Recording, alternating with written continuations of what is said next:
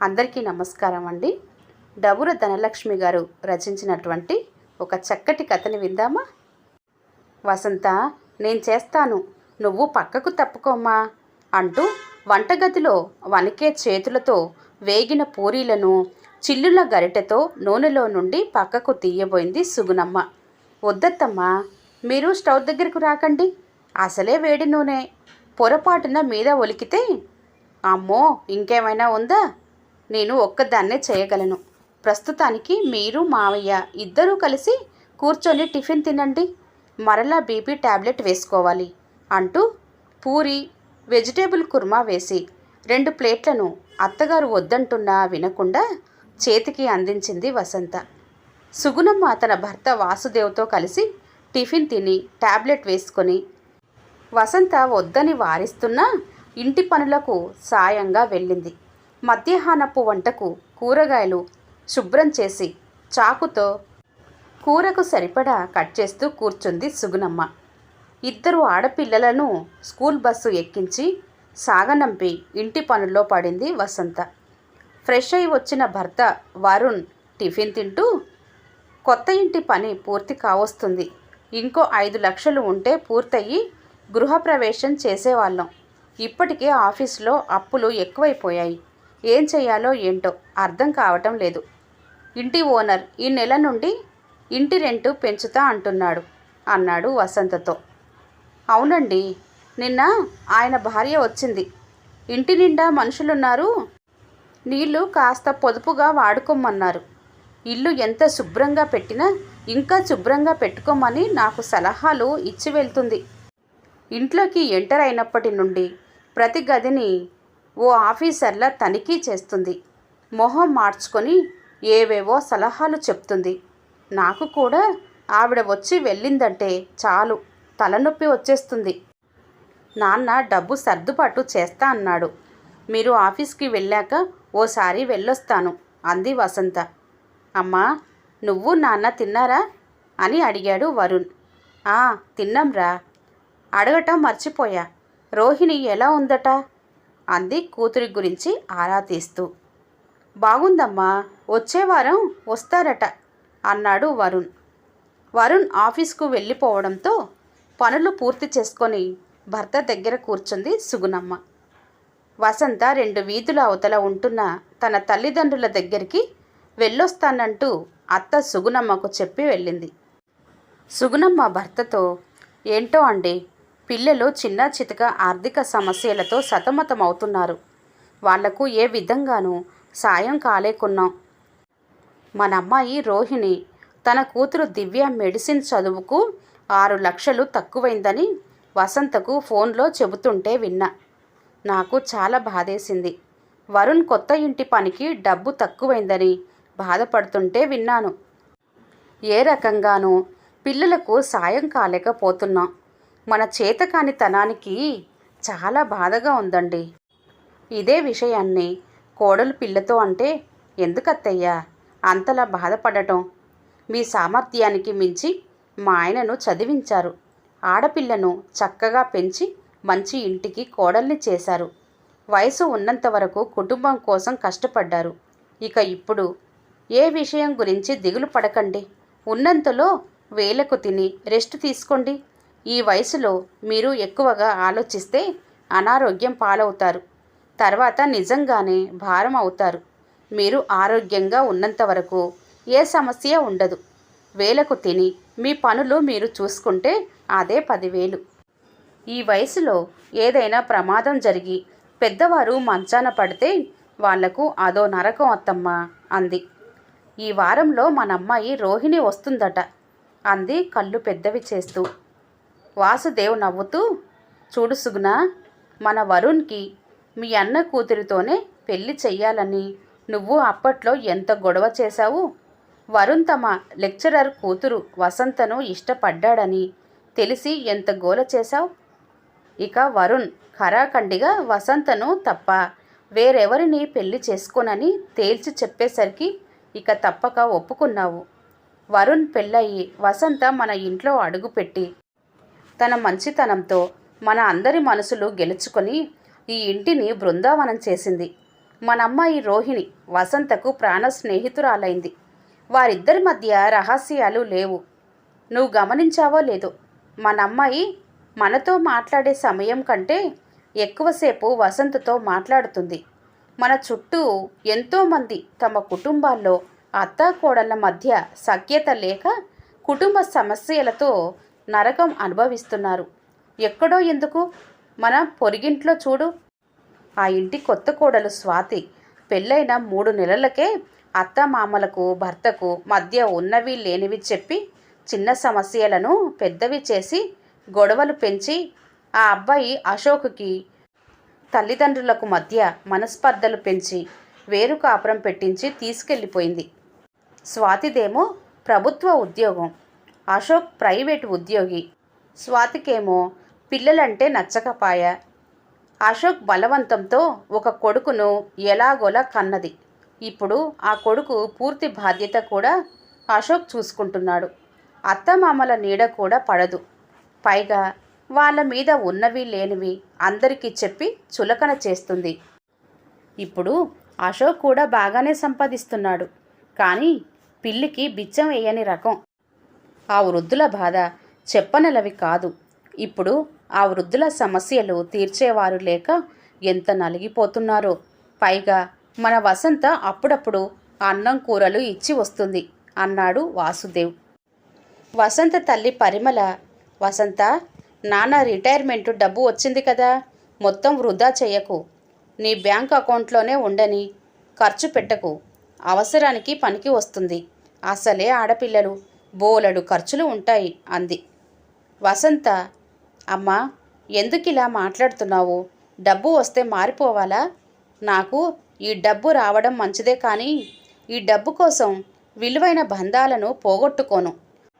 రెక్కలు ముక్కలు చేసుకొని నా కోసం, నా పిల్లల కోసం కష్టపడే నా భర్త నాకు ముఖ్యం. ఇప్పుడు నా దగ్గర డబ్బు ఉన్నా దానికి పై హక్కు మాత్రం నాతో పాటు నా భర్తకు కూడా ఉంటుంది.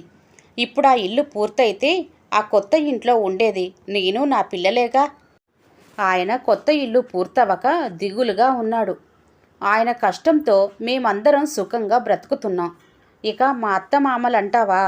నువ్వు నాన్న ఎలాగో వాళ్ళు కూడా అంతే. పెళ్ళైన కొత్తలో బలవంతంగా వేరు కాపురం పెట్టించా. దూరంగా వెళ్ళాం, ప్రైవసీ ఉండాలని. జరిగిందేమిటి? పెళ్ళైన 5 నెలలకు నేను 3 నెలల గర్భవతిని. ఓవైపు వేవిల్లు, ఏం తినబుద్దయ్యేది కాదు. నాన్నకు ఆరోగ్యం బాలేక నువ్వు రాకపోతివి. 4 ఏళ్ళు చెన్నైలో ఉండిపోతివి. నేనేమో వంటలు రాక, హోటల్ ఫుడ్ తినలేక ఎంతో ఇబ్బంది పడ్డాను. పాపం మా అత్తమామలు నాకు 5వ నెలలో ఉండగానే వచ్చేశారు. చక్కగా నోటికి రుచిగా వండి పెట్టేది మా అత్త. కంటికి రెప్పలా చూసుకుంది. 2 కవల ఆడపిల్లల్ని కన్నాక అనారోగ్యం పాలు కాకుండా బాగా చూసుకుంది. తర్వాత అనారోగ్యం వల్ల నాకు గర్భసంచి తొలగించారు. వారసుడిని ఇవ్వలేకపోయాను అని బాధపడితే 2 బంగారం లాంటి మహాలక్ష్ములకు తల్లివైనావు. ఇదే మహాభాగ్యం. మాకేం అలాంటి కోరికలు లేవమ్మా. నువ్వలాంటి ఆలోచనలేం మనసులో పెట్టుకోకమ్మా అంటూ మా మామయ్య చెప్పడం, ఇంకా ఆ విషయం ఇప్పుడే జరిగినట్లు కళ్ళ ముందు కనిపిస్తుందమ్మా. ఇక మా ఆడపడుచు రోహిణి నాకు తోబుట్టువులు లేని లోటును తీర్చిందమ్మా. తన స్నేహం, మంచితనం ఎంతని చెప్పను. నిజంగా తను నా బెస్ట్ ఫ్రెండ్. అలాంటి మంచి మనసున్న మనుషుల ముందు ఈ డబ్బు నాకు విలువ లేనిదమ్మా అంది వసంత. ఆ వారం చివర్లో రోహిణి వచ్చింది. ఆ రోజు వసంత పాయసం, వడలు, పులిహోర చేసింది.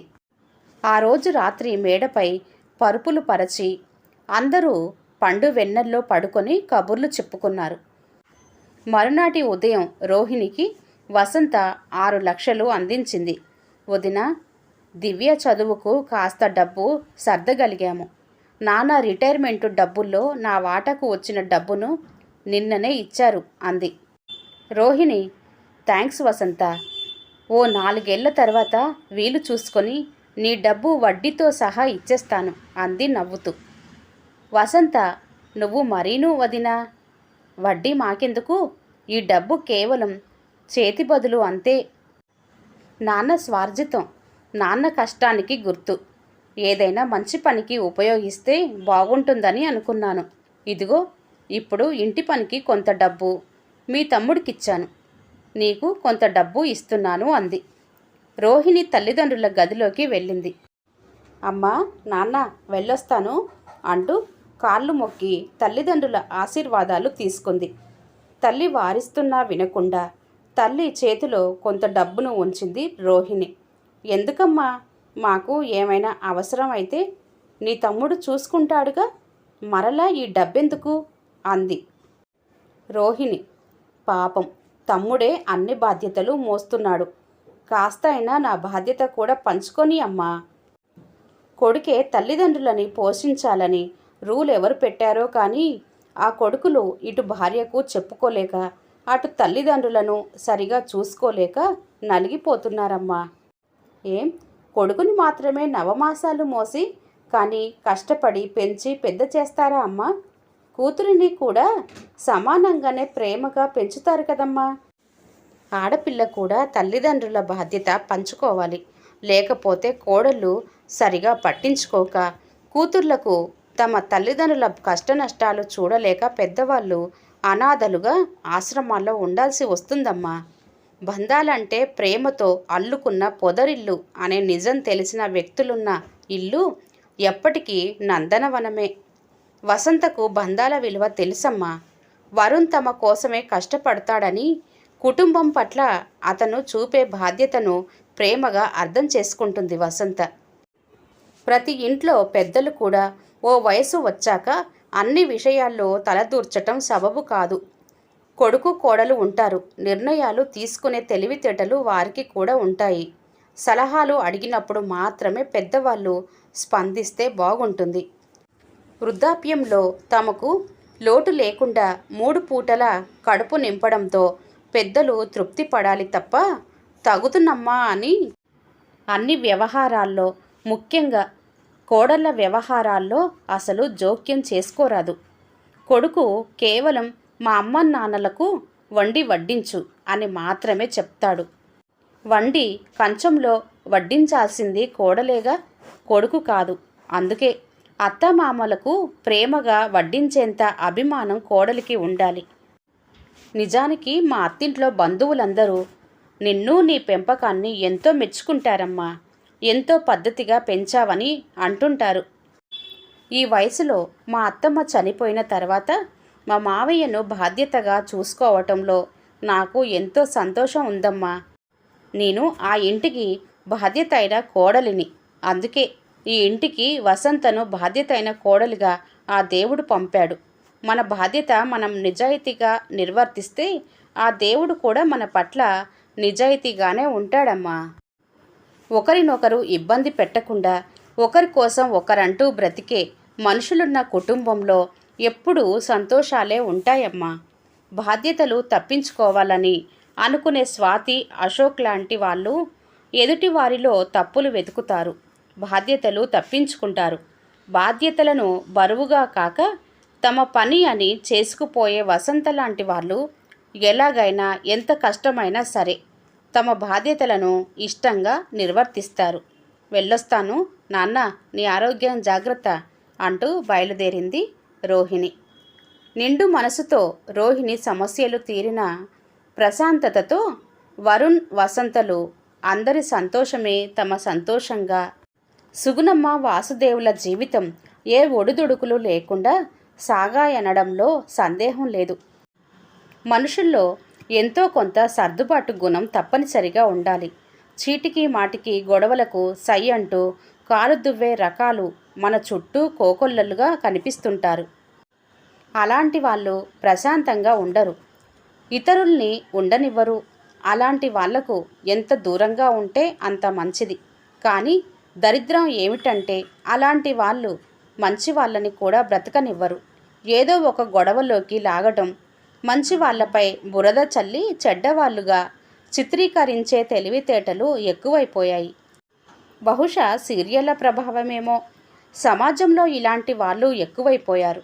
ఇదంతా సమాజపు పోకడ. కానీ కుటుంబాల విషయానికి వస్తే గొడవలు లేని కుటుంబాలు ఉండవు. గొడవలు తీరి సర్దుబాటుతో సాగినప్పుడు బంధాలు శీతల సమీరాలుగా చల్లగా వీచి మనసుకు హాయిని కలిగిస్తాయి. కథ సమాప్తం అండి. సర్వే జన సుఖినో భవంతు. కథ కనుక నచ్చినట్లయితే లైక్ చేయండి, షేర్ చేయండి. అలాగే మరిన్ని మంచి కథల కోసం ఛానల్ని సబ్స్క్రైబ్ చేసుకోండి. మరొక మంచి కథతో మళ్ళీ కలుద్దాం. అంతవరకు సెలవు. నమస్తే.